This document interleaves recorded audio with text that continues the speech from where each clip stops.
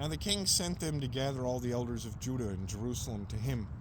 The king went up to the house of the Lord with all the men of Judah and with all the inhabitants of Jerusalem, the priests and the prophets and all the people,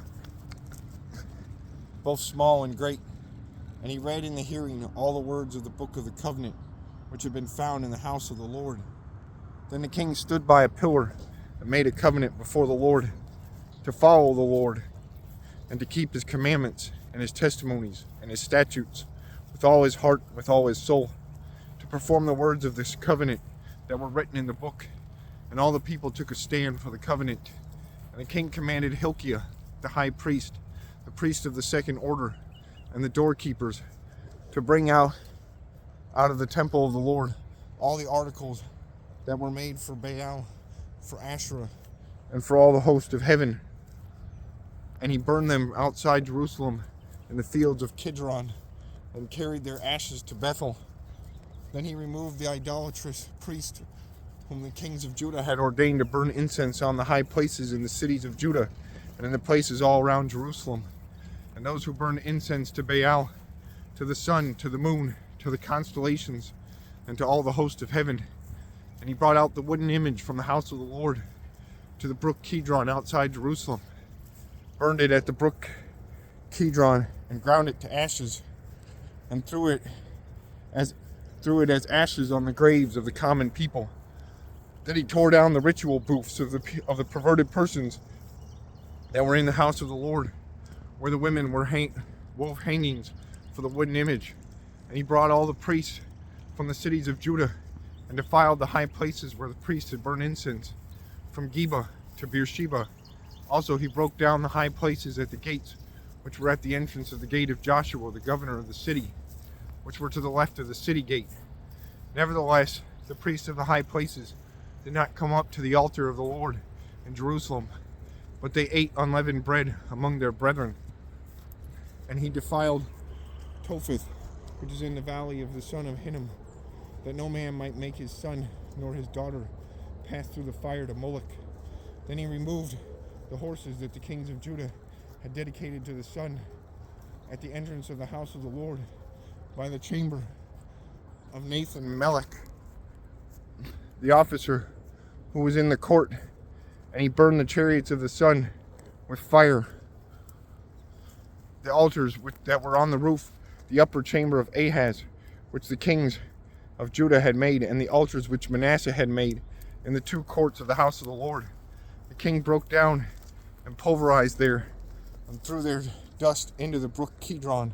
Then the king defiled the high places that were east of Jerusalem, which were on the south of the Mount of Corruption, which Solomon, king of Israel, had built for Ashtaroth, the abomination of the Sidonians, for Chemosh, the abomination of the Moabites, and for Milcom, the abomination of the people of Ammon. And he broke in pieces the sacred pillars, and cut down the wooden images, and filled their places with the bones of men. Moreover, the altar that was in Bethel, and the high place which Jeroboam the son of Nebat, who made Israel sin, had made, both the altar and the high place he broke down, and he burned the high place, and crushed it to powder, and burned the wooden image. As Josiah turned, he saw the tombs that were there on the mountain, and he sent and took the bones out of the tombs, and burned them on the altar, and defiled it according to the word of the Lord, which the man of God proclaimed, who proclaimed these words. Then he said, "What gravestone is this that I see?" So the men of the city told him, "It is the tomb of the man of God, who came from Judah, and proclaimed these things which you have done against the altar of Bethel." And he said, "Let him alone. Let no one move his bones." So they let his bones alone, with the bones of the prophets who came from Samaria. Now Josiah also took away all the shrines of the high places that were in the cities of Samaria, which the kings of Israel had made to provoke the Lord to anger. And he did to them according to all the deeds that he had done in Bethel. He executed all the priests in the high places who were there on the altars, and burned men's bones on them. And he returned to Jerusalem. Then the king commanded all the people, saying, "Keep the Passover to the Lord your God, as it is written in the book of the covenant." Such a Passover surely had never been held since the days of the judges who judged Israel. and the kings of Judah.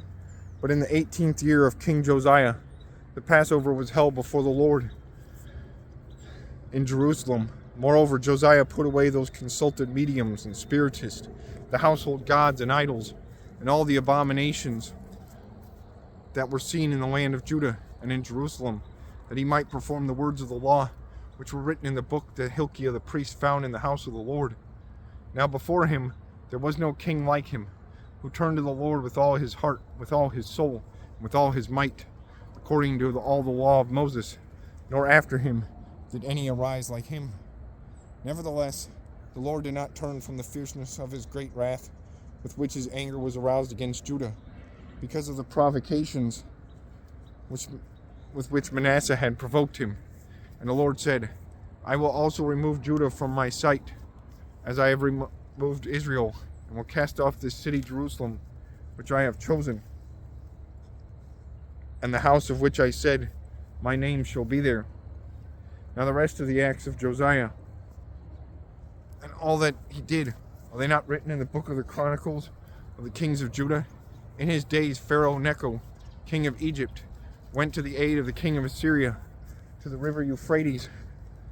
And King Josiah went against him, and Pharaoh Necho killed him at Megiddo when he confronted him. Then his servants moved his body in a chariot from Megiddo, brought him to Jerusalem, and burned him in his own tomb. And the people of the land took Jehoahaz, the son of Josiah, anointed him, and made him king in his father's place. Jehoahaz was 23 years old when he became king, and he reigned 3 months in Jerusalem. His mother's name was Hamutal, the daughter of Jeremiah of Libnah, and he did evil in the sight of the Lord, according to all that his fathers had done. Now Pharaoh Necho had put him in prison at Riblah in the land of Hamath, that he might not reign in Jerusalem, and he imposed on the land a tribute of 100 talents of silver and a talent of gold. Then Pharaoh Necho made Eliakim, the son of Josiah, king in place of his father Josiah, and changed his name to Jehoiakim. And Pharaoh took Jehoahaz and went to Egypt, and he died there. So Jehoiakim gave the silver and gold to Pharaoh, but he taxed the land to give money according to the command of Pharaoh.